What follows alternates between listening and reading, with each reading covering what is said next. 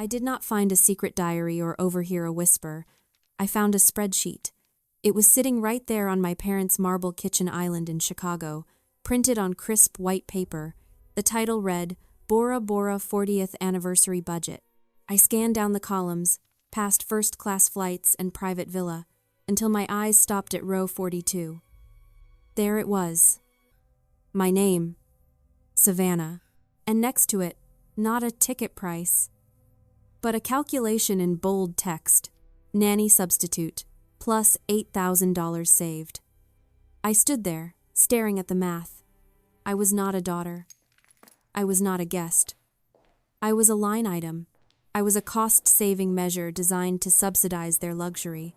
There was no emotional outburst. The numbers made the reality undeniable. My contract had expired. I simply picked up my keys, turned my back on that kitchen, and walked out the door for the very last time. Have you ever realized that to the people you loved most, you were just a line item on a budget? Drop a comment and let me know where you are watching from tonight. I want to hear your story. My phone started buzzing in my pocket as I walked down the street, but I didn't check it. She would be calling to ask where I was, not because she cared, but because her dry cleaning needed picking up or her youngest had a sniffle. For 32 years, that had been my role. I was the family infrastructure, essential, invisible, and maintained only when broken. I thought about the hoodie I wore every time I visited my parents' house, the gray one with the coffee stain on the sleeve. I called it my family IT support uniform. Whenever the Wi-Fi went down or the printer jammed, I put on that hoodie and fixed it while my father complained about technology and my mother asked if I was ever going to get a real job, ignoring the fact that my data analyst salary paid for the streaming services they were currently trying to watch. I used to think that if I just worked hard enough, if I was just useful enough, I would earn my way into their inner circle. It's a common trap, the invisible chain of the survivor. You convince yourself that love is a currency, something you accrue through acts of service. My logic was flawed. I calculated that I was investing in equity, but in reality, I was paying rent for a room I wasn't allowed to enter. I was a sunk cost. And the hardest part wasn't the realization that they didn't love me the way I wanted. It was the realization that Claire needed me to be this way. This wasn't just about favoritism. It was a system. A narcissistic family system designed to keep the golden child shining by ensuring the scapegoat remained in the shadows. Claire needed me to be the chaotic, unfulfilled sister so she could be the perfect, successful one. She needed me to be the help so she could be the queen. My parents needed me to be the problem solver so they could pretend they didn't have problems. I was the containment vessel for all their flaws, anxiety, and incompetence. If I left, who would hold it all? Who would they blame when the Wi-Fi went down, or the kids screamed, or the reservations got messed up? The wind bit through my coat, but for the first time in years, the cold felt external, not internal. Inside, a fire was starting to burn. It wasn't the warm, cozy fire of family togetherness. It was the white-hot flame of a bridge about to be burned. I looked at my phone again. 5 missed calls from Claire, 2 from my mother, a text from my father asking if I'd remembered to call the cable company. They had no idea I'd seen the spreadsheet. They thought I was still their infrastructure, their reliable, cost-saving measure. They thought I was just running late. They were wrong. I wasn't running late. I was running away, and I wasn't just quitting my job as their unpaid nanny. I was resigning from the family business of being Savannah. I did not leave a note. Notes are for people who believe their words will be read, digested, and understood. My family had proven for 32 years that my words were nothing more than background noise, static on a channel they never tuned into. So I spoke the only language they understood: absence. I packed 2 suitcases, my clothes, my laptop, and a small, heavy box filled with silver wire and rough turquoise stones I had been collecting for years. I locked my apartment door, slid the key under the mat, and walked away. It wasn't a dramatic exit. It was a termination of services. I drove to O'Hare Airport and booked the next seat to Arizona. One way, no return date, no forwarding address, just a clean break from the gray, suffocating skyline of Chicago. When I stepped off the plane in Phoenix and drove north, the world changed. The monochrome palette of my life, concrete, slush, steel, exploded into color. Red rocks pierced the blue sky like jagged monuments to endurance. The air smelled of sage and heated dust, not exhaust and damp wool. I arrived at Aunt Julia's weaver's cottage in Sedona just as the sun was setting, turning the sandstone cliffs into walls of fire. Julia was the family's original black sheep, the one who had refused to play by the rules of social climbing and accumulation. She didn't ask why I was there. She just opened the door, looked at my suitcases, and said, "There is a studio space in the back. The light is good." She understood. Refuge doesn't require an explanation. For the first few days, I didn't turn on my phone. I didn't check my email. I just worked. I set up a small workbench in the corner of the studio. Jewelry making was the one thing I had never shared with my parents or Claire. If they knew about it, they would have commodified it, turned it into a side hustle to fund family vacations I wasn't invited to, or dismissed it as a cute little hobby. Here, it was survival. I picked up a strip of sterling silver. It was cold and unyielding, much like the expectations I had lived under. But with heat and pressure, it softened. It became malleable. I hammered, twisted, and shaped it, embedding raw turquoise into the metal. It was a physical exorcism. With every strike of the hammer, I was beating out the identity of Savannah the nanny and forging something new. 3 weeks later, I set up a small table at a local art market. I felt exposed, raw. I wasn't fixing a router or picking up dry cleaning. I was offering a piece of myself. A tourist stopped at my table. She was a woman in her 60s with keen eyes. She picked up a silver cuff inlaid with a vein of Sleeping Beauty turquoise. She turned it over, feeling the weight, the texture. She didn't ask if I could babysit her grandkids. She didn't ask me to move my car. She looked me in the eye and asked, "How much?" I swallowed hard. $220, I said, waiting for the laugh, the dismissal. She didn't blink. She pulled out cash and handed it to me. $220. It wasn't a fortune. But as I held those bills, I realized they were worth more than the $8,000 my family had saved by using me. This money was honest. It was an exchange of value for talent, not value for servitude. For the first time in my life, I wasn't being used. I was being seen. 3 months of silence followed. 3 months where my family assumed I was throwing a tantrum, pouting in a cheap motel somewhere until my savings ran out and I came crawling back to my real life. They didn't know about the studio. They didn't know about the commissions. They didn't know about Gary, the owner of Sedona's most exclusive boutique, who had seen my work at the market and offered me a showcase. I was preparing for that showcase when the illusion of safety shattered. It was a Tuesday afternoon. The desert heat was just starting to break. I was arranging a display of raw silver necklaces in Gary's window when a shadow fell across the glass. I looked up and froze. Standing on the sidewalk, looking absurdly out of place in their resort wear, were my parents, Claire, and Alexander.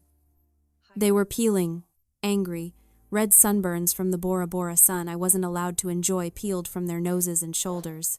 They looked hot, irritable, and entitled. They didn't knock. They pushed open the door, bringing a gust of hot air and chaos into the cool, curated silence of the boutique. "There you are," my mother said, not with relief, but with accusation. "Do you have any idea how hard you are to find?"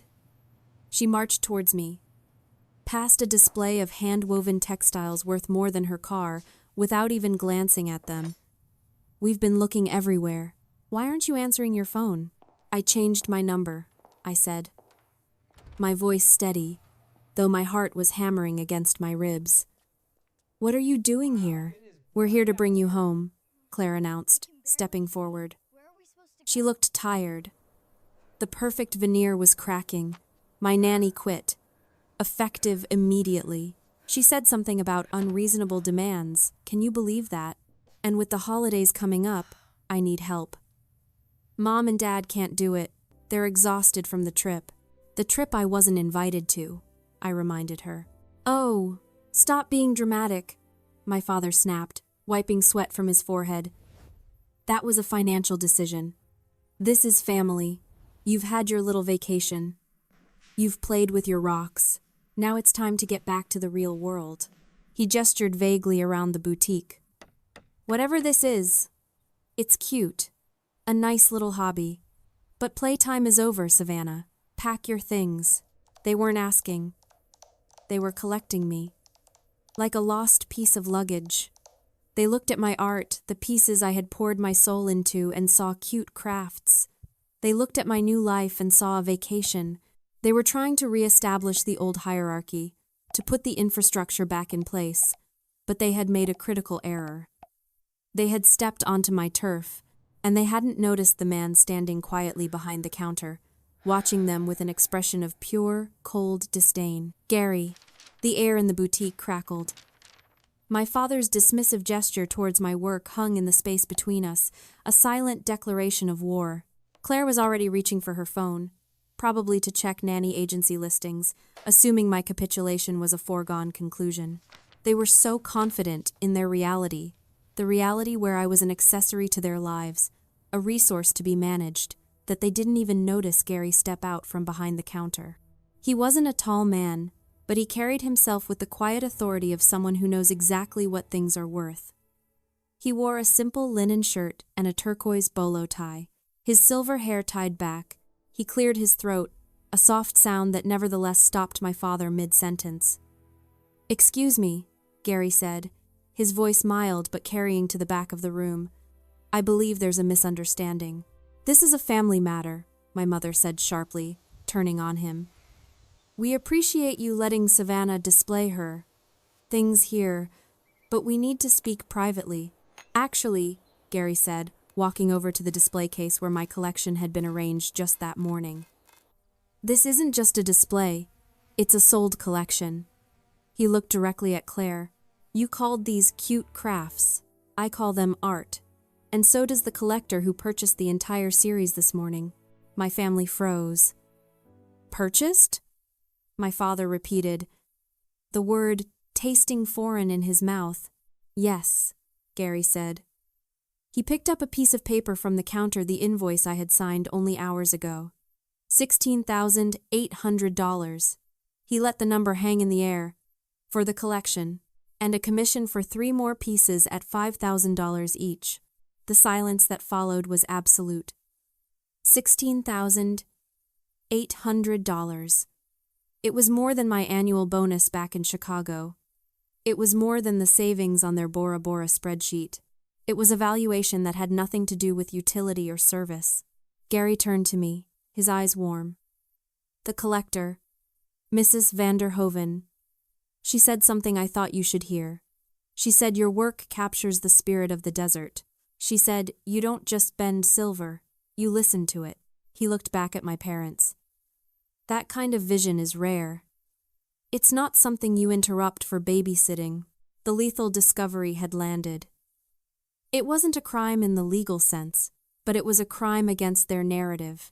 The world had valued me at nearly $17,000 for simply being myself, while they had valued me at $8,000 for disappearing. The math was brutal, objective, and undeniable. I watched the realization dawn on Claire's face. It wasn't pride, it was shock. For the first time, she was looking at me and seeing a stranger, someone whose worth she couldn't calculate because she didn't have the currency. 16,000? My mother whispered, looking at the silver cuff on the velvet display as if it might bite her. "Yes," I said, finding my voice. It was steady, calm, and that's just the beginning. I looked at Claire, at her sunburned shoulders and her tired eyes. "So no, Claire, I won't be coming back to watch your kids. I won't be fixing your Wi-Fi. I have work to do. Real work." "We're so proud of you, Savannah," my mother said, her voice laced with a performative tremor. She reached out as if to touch my arm, but stopped short when I didn't move. "We had no idea. If we had known you were doing this, things would have been different." "No, they wouldn't," I said. "Because if you had known about this, you would have tried to sell it, or minimize it, or make it about you. We can help you manage this." My father interjected, his eyes darting between the invoice and the display case. "You're going to need a financial advisor, someone to help you invest this properly. I still have contacts." I almost laughed. The audacity was breathtaking. "You want to manage my money? The money I earned because I stopped managing your lives?" I shook my head. "No, you don't get to manage anything anymore. Not my money, not my time, not me." Claire stepped forward, her eyes pleading. "Savannah, please. I'm drowning." The nanny quit without notice. "The kids are a mess. I just need you for a few weeks, just until I find someone else. You can bring your jewelry stuff with you. Work on it in the evenings. Hire a professional," I said. "I can't find anyone good on such short notice," she wailed. "Then you'll have to pay more," I said calmly. The words hung in the air, heavy and final. "You can't afford me." It wasn't just about the $16,000. It was about the cost of my soul, the cost of my dignity, the cost of every single hour I had spent making myself small so they could feel big. "I'm not your infrastructure, Claire," I said, my voice soft but unyielding. "I'm not your backup plan. I'm not your cost-saving measure. I am an artist, and I have work to do." I watched them leave. They walked out of the boutique and into the blinding Sedona sun, looking small, defeated, and strangely alien in their resort wear. Their sunburned skin clashed violently with the serene, ancient red rocks. They didn't belong here. And for the first time, I realized that I did. As the door closed behind them, I felt a weight lift off my chest that I hadn't even realized I was carrying. The utility trap was broken. The chain was severed. I was free. I used the money from the sale to buy a small studio space on the outskirts of Sedona. It wasn't much, just 4 walls, a kiln, and a window facing the canyon, but it was mine. The first thing I did was hang a sign on the door, "Savannah's Studio. By appointment only." It was a small gesture, but it felt monumental. I wasn't available on demand anymore. Access to me had to be requested, and it had to be granted. The day after I signed the deed, I composed a text to my family. I didn't ask for an apology. I didn't explain myself. I simply wrote, "Effective immediately, I am resigning from my position as the family fixer. I will not be available for errands, babysitting, or tech support. I am building a life here. Please respect my decision." I hit send and then, for good measure, I blocked their numbers for a week. I needed the silence. I needed the space to let the reality of my new life settle in. I still have that spreadsheet. I keep it pinned to the wall above my workbench, right next to the invoice for $16,800. Sometimes, when the old doubts creep in, when I wonder if I was too harsh or too selfish, I look at those 2 pieces of paper. One represents my value to people who wanted to use me. The other represents my value to people who actually see me. The contrast is grounding. It reminds me that walking away wasn't an act of betrayal. It was an act of self-preservation. It was the only way to save myself from drowning in their expectations. I stood in the doorway of my studio, watching the sun dip below the horizon, painting the sky in shades of violet and gold. The air was cool and sweet, smelling of sage and freedom. I took a deep breath, filling my lungs with the desert night. I had lost a family, yes, but I had found myself. And looking out at the vast, beautiful expanse of my new life, I knew it was a trade I would make 1,000 times over. If you are still waiting for permission to stop being useful and start being real, take this as your sign. Share this story if you are ready to find your own red rocks.